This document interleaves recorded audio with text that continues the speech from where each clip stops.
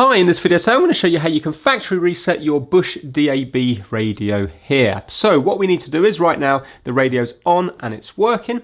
We need to hold down the menu button. It says menu and then info. It's this one here. So we're going to hold down this button and it's going to bring up this down here. We can scroll through by pressing the next and previous buttons. So every time you press them, they're going to scroll through various different settings.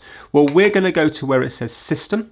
And we're going to go into it by pressing snooze select. This is also the select, this big button here. And now go through pressing next and previous again until you have something saying factory reset. So I'm going to press in on factory reset and it's saying factory reset yes or no. You might want to do this if you're having problems with it or if you're selling it to someone else or giving it to someone else. So I'm going to go to yes here by pressing the next and previous buttons. So when yes is highlighted, I'm going to hit this snooze select button here and it says restarting.